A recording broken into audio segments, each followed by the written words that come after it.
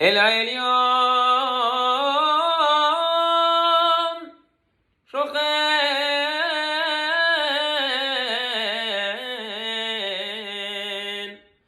מעונים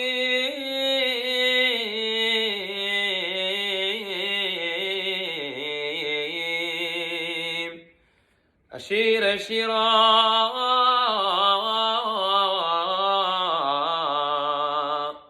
חדשה גלעד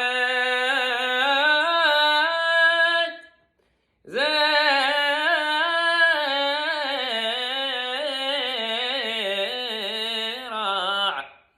את העניים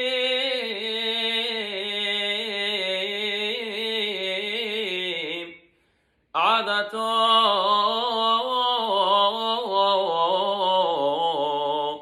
הקדושה בבהילו יצאנו ממצרים בבהילו יצאנו ממצרים הלכם עבדיה בני חורין הלכם עבדיה בני חורין. Mes chers amis, Hag Sameach, Pesach, Kasher, Vesameach. Nous sommes maintenant à quelques heures de ce moment si fondamental de notre calendrier. Zeman Herutenu, Hag Pesach, que l'on va vivre cette année de manière si différente lorsqu'on va dire ce soir Manishtana Halayla Hazeh. Qu'est-ce qu'il y a de différent ce soir-là? Eh bien, il y en a de nombreuses différences ce soir-là. Évidemment que nous sommes tous blessés, que nous sommes tous traumatisés par tant et tant de personnes, trop de personnes de notre communauté qui ont été frappées de plein fouet, parfois au prix de leur vie, tant de personnes qui souffrent encore de cette maladie, de cette maguefa terrible. Bien évidemment, nos pensées vont, tous ceux malheureusement qui ont perdu un proche, et notre filote vont vers tous les malades d'Israël pour qu'Akadosh Baruch Hu leur accorde une réfoua shéléma rapide et complète, et en particulier à toutes les personnes qui seraient de notre communauté ou proches de notre communauté, qu'Akadosh Baruch Hu leur accorde et leur envoie une réfoua shéléma complète, bimhera, amen, amen, amen. Je voudrais juste partager quelques réflexions avec vous, brièvement, sur ce Chag que l'on va vivre et sur ces moments que l'on traverse actuellement. Je vais vous envoyer ensuite par écrit un petit récapitulatif des différentes tfilotes qu'on doit faire dans le cadre de Pessah et quelques brefs rappels sur les points importants auxquels il faut être vigilant ce soir durant la soirée du Seder. Une soirée magnifique, d'un point de vue ésotérique qui peut être très puissante et donc que l'on se doit de respecter scrupuleusement. Manishtana halayla azemikol alelot.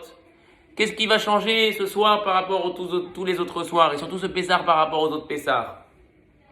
Normalement, on est toute la famille, les petits-enfants, les cousins, les oncles, les tantes, les cousines. Aujourd'hui, peut-être qu'il y aura des couples qui se retrouveront tout seuls, des familles dans le sens de la définition la plus restreinte du terme, qui vont se retrouver autour de la table, même malheureusement des personnes qui vont être seules, et tout le peuple d'Israël dans le monde entier est logé à la même enseigne. Qu'est-ce qu'Akadosh Baruch Hu, au-delà de l'aspect sanitaire qui est désastreux bien sûr, et ça on ne peut pas comprendre les cheshbonot, mais au niveau de la période que l'on vit de confinement, qu'est-ce qu'Akadosh Baruch Hu attend de nous à travers cela? 3 milliards de personnes, Moraï Rabotai, qui se retrouvent enfermées chez eux.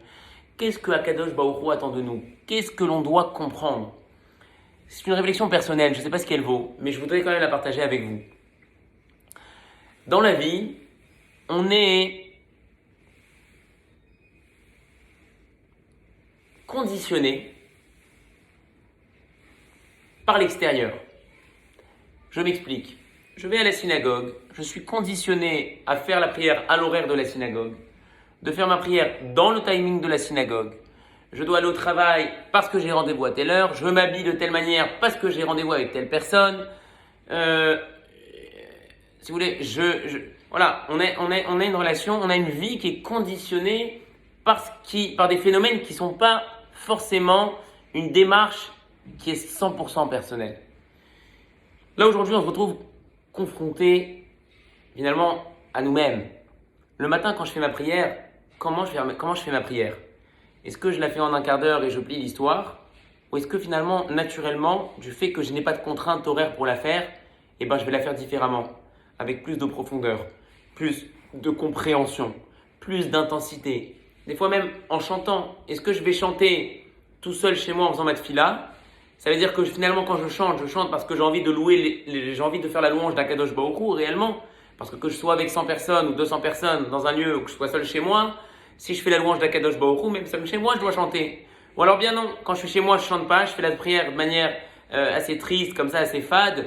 Et quand je suis à la synagogue devant tout le monde, je m'exprime. C'est-à-dire que si je m'exprime à la synagogue et pas chez moi, c'est que ce qui me donne envie de chanter, c'est pas louer Akadosh Baruch Hu, c'est finalement le public qui est autour de moi. Donc, est-ce que je fais les choses parce que je suis influencé par l'extérieur, par les faire? Est-ce que je prie parce que je vais à la synagogue, parce que je kiffe aller à la synagogue? Le Shabbat, c'est un moment de convivialité. Et finalement, quand je suis chez moi et que je vais pas à la synagogue, je ne prie pas. Ou alors non, au contraire, du fait que je vais être chez moi et que je vais avoir le temps, que je vais pouvoir faire les choses à mon rythme et que je n'aurai pas un tempo qui va être imposé par la prière, je vais pouvoir méditer, je vais pouvoir faire les choses avec plus de profondeur. Je pense que c'est un moment où on se retrouve vraiment face à ce que nous sommes réellement. Par exemple, être gentil, être souriant, quand on est avec des amis, quand on est avec des gens de l'extérieur, c'est facile. Pourquoi? Parce qu'on a tous envie d'avoir une belle image. Donc quand on a envie d'avoir une belle image, on essaie d'être plutôt gentil avec les autres. C'est naturel, c'est un phénomène naturel, c'est un instinct. Mais chez toi, comment tu vas te comporter avec ta femme et tes enfants que tu supportes 24 heures sur 24 depuis 3 semaines? Est-ce que tu vas être nerveux? Est-ce que tu vas être à leur écoute? Est-ce que tu vas être sympathique? Ou alors est-ce que tu vas être exécrable? Encore une fois, ça va nous permettre de nous jauger pour savoir réellement la valeur de nos midotes, pour connaître réellement la valeur des actes que nous réalisons au quotidien. Le Seder de Pessah, chaque année on le fait normalement, on a 30-40 personnes à table. C'est un moment, permettez-moi l'expression qui peut des fois être un peu folklorique. On chante en arabe, on fait des trucs, les hadgadia, tout le monde rigole, etc. avec les coupes de vin qui n'arrangent pas l'histoire. C'est super, c'est des moments qui sont très forts et on a besoin de ça, je ne dis pas le contraire. Mais est-ce qu'on prend réellement le temps de méditer sur la profondeur de ce moment qu'on est en train de vivre? Est-ce que quand on dit Hayav Adam Lirot et Atzmo Keilu Yatsam Mitzraim, que l'homme a l'obligation de se considérer comme si lui-même était sorti d'Égypte, est-ce qu'on le pense vraiment dans un cadre normal? Ou alors est-ce qu'on a besoin d'attendre d'être enfermé chez nous, d'être prisonnier de cette maguefa, d'avoir peur d'aller acheter une bouteille d'eau? Je veux dire, là, cette année, on a vraiment clairement cette volonté, de se libérer. On a ce sentiment d'emprisonnement, on est oppressé, et quand on va avoir envie de prier pour qu'Akadosh Baruch Hu nous libère, ça va être quelque chose de totalement sincère. Alors, Bezrat Hashem, comme l'ont dit nos sages, Ber Nissan, Nigalnu, Beisan, Atidin, Leigael. De la même manière qu'en Nissan, on a été libéré, en Nissan, on sera libéré. Peut-être que ce sera la rédemption finale et que ce Pessah, Bezrat Hashem, sera le Pessah de la venue du Mashiach et qu'on sera tous à Jérusalem autour du Beth Amikdash. C'est tout ce que je nous souhaite. Je ne m'engage pas ni ne m'avance pas sur des pronostics messianiques et kabbalistiques dont je n'ai ni la capacité ni la connaissance. Par contre, évidemment qu'on doit espérer. Mais peut-être que cette année, on va essayer de prier pour se libérer de notre besoin d'avoir une bonne image. Vous savez, aujourd'hui, on est dans un phénomène où tout le monde exhibe sa vie sur Instagram, sur Facebook. On montre ses vacances, on montre sa voiture, on montre... Il n'y a plus rien à montrer maintenant. On est seul à la maison et on n'a plus rien à montrer. On a une belle voiture, des beaux vêtements, des beaux bijoux, etc. Tu n'as même plus besoin de les mettre. C'est-à-dire qu'on dirait que toute la superficialité de notre vie est en train de disparaître.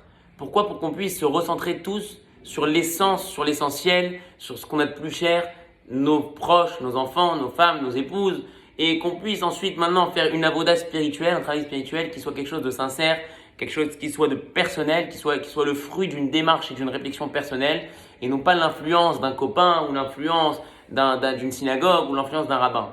Peut-être que c'est ça, peut-être que ce Pessah-là, il a une connotation qui est particulière, parce que justement, on doit se dépasser, on doit sortir de cette Chitsoniout, et c'est vrai qu'on vit dans un monde où l'extériorité, elle prend une place qui est de plus en plus prépondérante. On ne parle que d'image, on ne parle que de faire attention à ce qu'on dit, on prend des conseils en communication pour faire attention aux mots qu'on dit, pour faire attention à la couleur de la cravate qu'on va mettre, pour transmettre telle et telle idée. Et encore une fois, le fait d'exhiber comme ça tout sur les réseaux sociaux, c'est-à-dire qu'on a toujours besoin de montrer qu'on a une belle vie. On montre aux autres qu'on est heureux, on montre aux autres qu'on a une belle vie, on montre aux autres qu'on part, qu'on revient, etc. Mais réellement, est-ce que c'est quelque chose de sincère? Est-ce que c'est quelque chose de vrai? J'en sais trop rien. Quoi qu'il en soit, peut-être profitons de cette période pour en faire une force et pour en sortir transformé. Je pense qu'on a tous une responsabilité spirituelle et morale et philosophique de ne pas vivre ce moment comme étant simplement un supplice d'attendre chez soi, mais au contraire en étant proactif dans sa manière de se comporter, que ce soit dans notre relation avec les autres, dans notre relation avec le matériel, avec l'argent, et dans notre relation bien évidemment avec Akadosh Baruch Hu. Alors, Be'ezrat Hashem, je vous souhaite à tous un Pessah Kasher et Sameach, que vous passiez ce Seder dans la Simha, dans le respect scrupuleux des halachot. Soyez vigilants. Veigata levincha bayom ha'ulemor. On a une mitzvah ce soir de raconter, de méditer et de raconter avec beaucoup de détails la sortie d'Égypte. Même si vous êtes deux à table, ne bâclez pas. Prenez le temps de commenter. Prenez le temps de faire cette mitzvah qui est une mitzvah de la Torah. Et je vais vous envoyer aussi une petite note sur les quantités de matzah à boire, de matzah à manger et sur le volume aussi des kosot de vin que l'on doit boire. Mais Hashem, et qu'on a la chance quand même, malgré tout, de faire un Pessah avec des matzot shmurot, avec le vin, on a de la viande, on a tout. C'est-à-dire qu'on aurait pu être dans une pénurie totale, tout vient d'Israël, du monde entier. Au Hashem Akadosh Baruch Hu, vous voyez que même dans l'épreuve, même quand il y a eu du din, il y a toujours une midat harachamim. Et on va tous faire Pessah, on a tous la possibilité de faire Pessah dans de bonnes conditions. Alors même si c'est Manishtana, même si ça va être différent, qu'on prenne le contre-pied à cela et qu'on le vive Bezrat Hashem comme une force. L'Echaim, Baruch Atah Adonai Eloheinu melech haolam borei peri hagefen. Vehi she'amda lahavotenu, Vehi she'amda lahavotenu velanu, shelo echad bilvad. עמד עלינו לכלותנו, עמד עלינו לכלותנו, והקדוש ברוך הוא מצילנו, מצילנו מידם. חג שמח, פסח כשר ושמח, et Bezrat Hashem, rendez-vous très rapidement tous ensemble pour refaire la fête comme on sait si bien la faire.